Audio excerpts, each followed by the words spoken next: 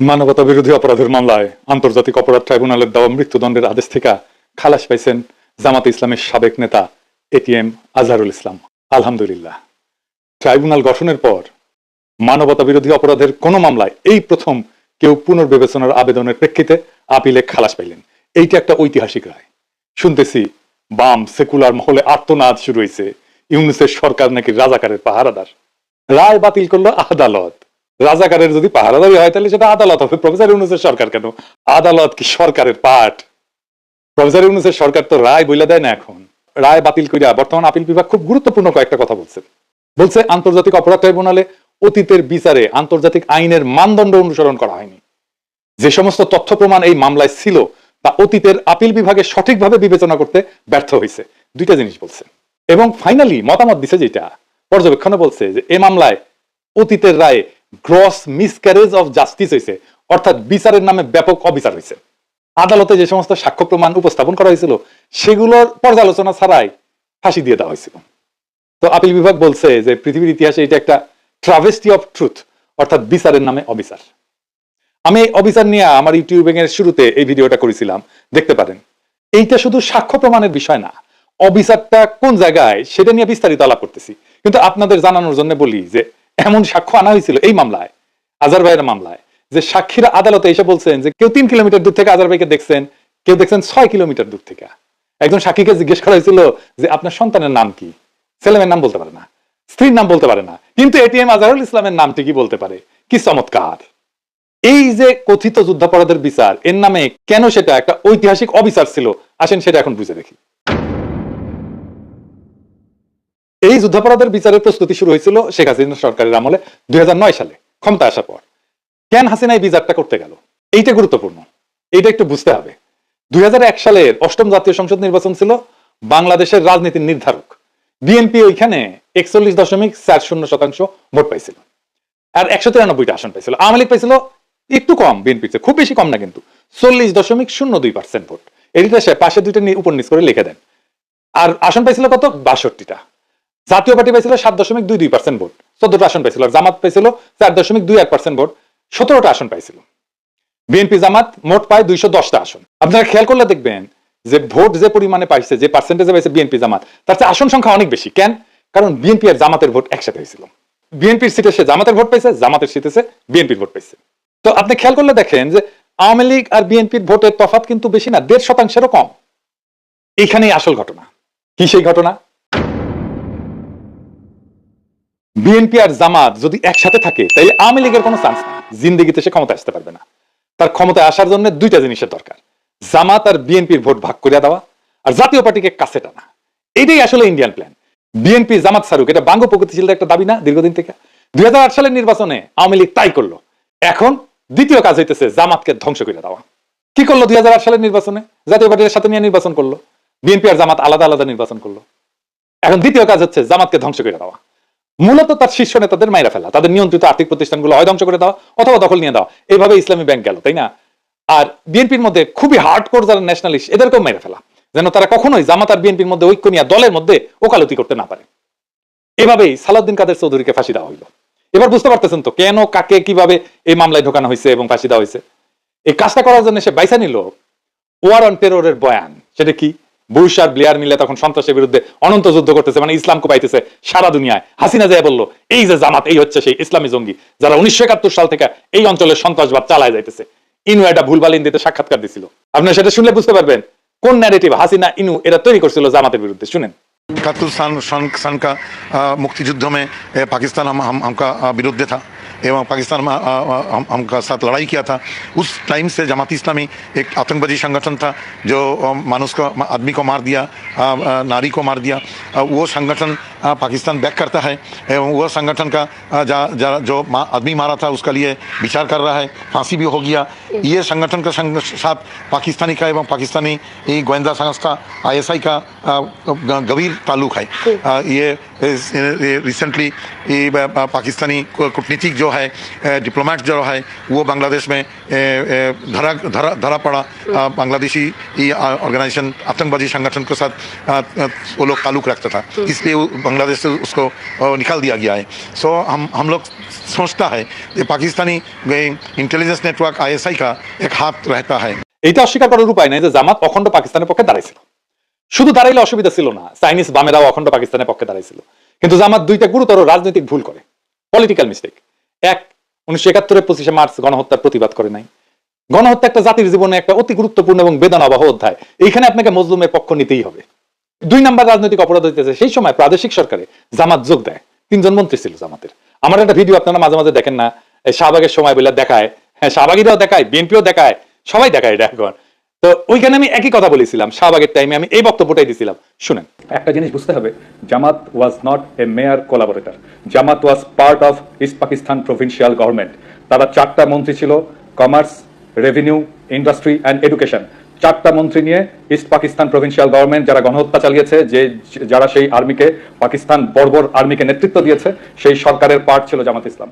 So সেই গণহত্যার, মুক্তিযুদ্ধের সময়ের গণহত্যার সমস্ত অপরাধের নৈতিক এবং বাহ্যিক ব্যবহারিক দায়িত্ব এই সংগঠনটাকে নিতেই হবে। তো এখন ধরেন হাসিনা পড়লো না 5ই আগস্ট, সে তার সরকারে তারপরে নিল আনু মোহাম্মদকে নিল, জুনায়েদ সাকিকে নিল, সিপিবিকে নিল, তো এরা কি তাইলে সেই গণহত্যার দায় নিল না? তো দুইটা মিস্টেক। তো জামাতকে এই প্রশ্ন ফয়সালা করতে হবে বাংলাদেশের রাজনীতিতে, এটা আমি জামাতকে সবসময় পরামর্শ দিই। আমি ওই সময় ওই বয়সে মিস্টেকটা খুব সঠিকভাবে ধরতে পারছিলাম। কিন্তু জামাতের অখণ্ড পাকিস্তানের পক্ষে থাকার দৃষ্টিভঙ্গিটা রাজনৈতিক, মানে এই সিদ্ধান্ত রাজনৈতিক ভাবে নেওয়া। কিন্তু কোন সিদ্ধান্তের ন্যায় অন্যায় বা দায় দায়িত্বের বিচার যদি আদালতে তোলা হয়, সেখানে আদালত সেই রাজনীতির ভালো মন্দের দিক বিচার করতে পারে না, করেও না। আদালতের এটা কাজ না, কারণ কোন রাজনীতি ভালো নাকি মন্দ সেটার বিচার আদালতের এখতিয়ারের বাইরের বিষয়। ধরেন আওয়ামী লীগ ভালো নাকি বিএনপি ভালো, এই বিষয়ে ক্ষমতা এখতিয়ার আছে আদালতের। কোন দল হিসেবে আপনি তখনই তার বিচার করতে পারেন যদি সে ফৌজদারি অপরাধ করে। ধরেন হাসিনা খুন করছে, গুম করছে, ক্রস ফায়ার করছে, আয়নাঘর বানাইছে, এগুলো সবই ফৌজদারি অপরাধ। ভোটাধিকার হরণ করছে, এটাও রাষ্ট্রের জনগণের বিরুদ্ধে অপরাধ। তাইলে 71-এর অপরাধের জন্য কি আমাদের বিচারের সুযোগ কি নাই? অবশ্যই আছে এবং ছিল, কিন্তু কি সেটা? একটা জিনিস খেয়াল করেন যে 71 সালে জামাত যে রাজনৈতিক ভূমিকা নিয়েছিল, এটা ছিল জামাতের রাজনৈতিক সিদ্ধান্ত এবং সেই অনুযায়ী সে কাজ করছে। কিন্তু সেই কাজ করতে গিয়া যদি সে ফৌজদারি অপরাধ ঘটায় ফেলে, আদালত অবশ্যই সেই অপরাধগুলোর বিচার করতে পারে এবং করবে। এই জন্যই আইনি পরিভাষা অনুযায়ী আদালতের এখতিয়ার আছে শুধুমাত্র আইনি অপরাধের বিচার করার। মাথায় রাখেন, আইনি অপরাধ, আইন বলে যেটা অপরাধ, সবকিছু অপরাধ না, আইন বলে। অর্থাৎ আদালত কেবল লিগাল পার্ট বা আইনি দিকগুলোর বিচার করবে। ধরেন 71 সালে ইয়াহিয়া সরকারকে জামাতের সমর্থন দেওয়া কিংবা সেই সরকারে অংশগ্রহণ করা, এগুলো সবই রাজনৈতিক সিদ্ধান্ত। এটা কখনো বেআইনি অথবা আইনের চোখে অপরাধ না, কিন্তু রাজনৈতিক চোখে এটা অপরাধ, এটা ভুল। ফলে এটা কঠোরভাবে নিন্দনীয় এবং সে কারণে এটা অগ্রহণযোগ্য। কিন্তু খেয়াল করলে দেখবেন, এই যে রাজনৈতিক ভুলের নিন্দা, এটা কে করে? কে রায় দেয়? জনগণ দেয়, আদালতের রায় না। এই রায় দেওয়ার মালিক একমাত্র জনগণ। তার মানে যুদ্ধাপরাধের বিচার কিন্তু কারো পলিটিক্যাল অ্যাক্টের বিচার না। পলিটিক্যাল অ্যাক্ট করতে গিয়া তার সাথে সাথে যদি কোনো ফৌজদারি অপরাধ ঘটায় বসে, সেই সবের আইনি দিক বিচার করে দেখাটাই কেবল বিচারকদের কাজ এবং এখতিয়ারের বিষয়। হ্যাঁ, এটা আমরা আলাপ করছি যে 71 সালে মুক্তিযুদ্ধে জামাতের যে পলিটিক্যাল অ্যাক্ট, এই দিক দিয়ে বিচার করতে গেলে জামাত তো অন্যায় করছে এবং জনগণ সেটা মনে করে। কিন্তু এই কথিত যুদ্ধাপরাধের বিচারে সরকার সবসময় একটা বিশেষ সুবিধাজনক অবস্থায় ছিল। কি সেই সুবিধা? সেই সুবিধাটা হলো এই বিচারের রায়ের আগে পাবলিক মনে করে যে জামাত অপরাধী, যদিও পাবলিকের এই মনোভাব এবং তার সিদ্ধান্ত এইগুলা কোনো আইনি দিক বিবেচনা করে নেওয়া রায় না, কিন্তু এগুলা মূলত পাবলিকের সেন্টিমেন্ট, রাজনৈতিক বিবেচনা। আর এই সুবিধা কাজে লাগাইয়া পাবলিকের রাজনৈতিক অবস্থানের উপরে ভর কইরা সরকার বা আদালত বড় অকাম করে ফেলছে।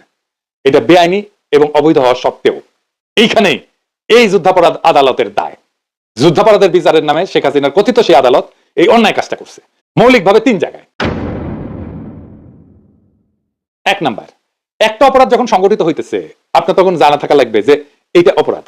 ধরেন বাংলাদেশের আইন হইলো যে জাউরার সিল বলে ভিডিওতে সিল দেওয়া যাবে, হ্যাঁ ফেয়ার এনাফ। তো আমি আর কাউরে ভিডিওতে সিল দেবো না, এটা যখন আইন হচ্ছে তারপর থেকে। কিন্তু আজ থেকে 10 বছর পরে আইন বানায় আমার আইসা যদি ধরে বলে, ওই তুমি 10 বছর আগে জাউরার সিল দিছিলা না তোমার ভিডিও, তো তোমার ফাঁসি হবে, এটা বললে তো হবে না। এটা বললে হবে যুদ্ধাপরাধ বিচারের ট্রাইব্যুনালের আইন সব বানানো হয়েছে হাসিনার আমলে, বানায় বলা হইতেছে তুমি ওই 1971 সালে এই অপরাধ করছিলা, কারণ এটা এখন অপরাধ। তো হাসিনার আমলে আইন বানায় 40 বছর আগের একটা ঘটনা বিচার করা হচ্ছে, এটা করা যায় না। 2 নাম্বার, সাক্ষ্য আইন বদলায় দেওয়া।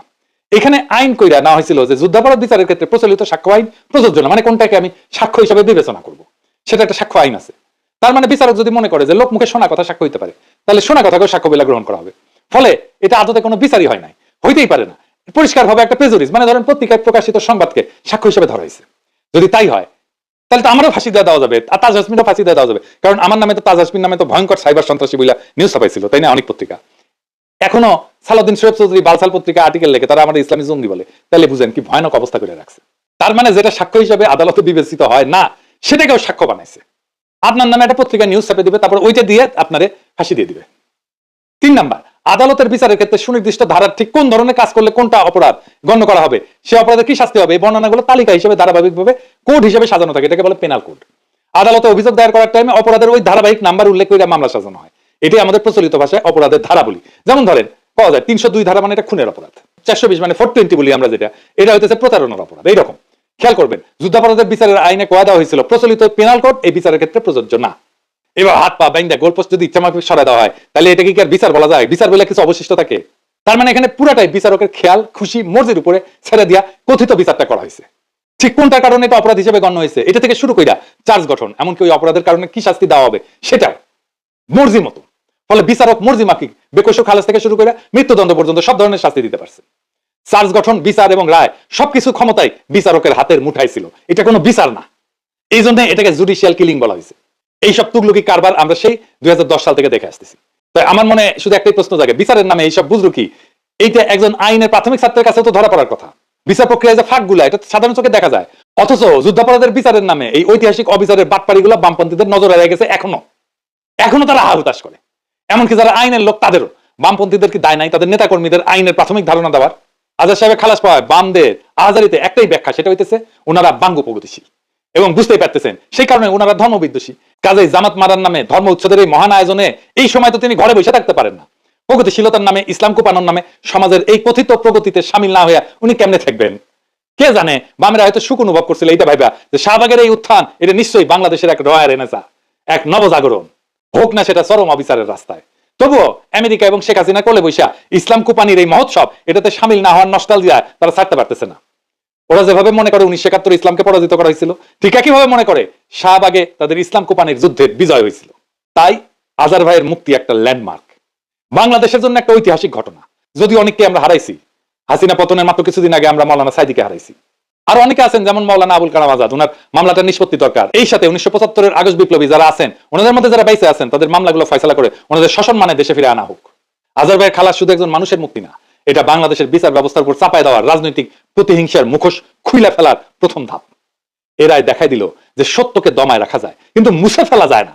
যুদ্ধাপরাধের নামে যে ট্রাইব্যুনাল বানানো হয়েছিল তা আদতে ছিল একটা রাজনৈতিক হত্যার যন্ত্র, যেখানে আইন ছিল সাজানো, সাক্ষ্য ছিল বানানো, আর বিচারকের মর্জি ছিল শাস্তির একমাত্র মানদণ্ড। আজকে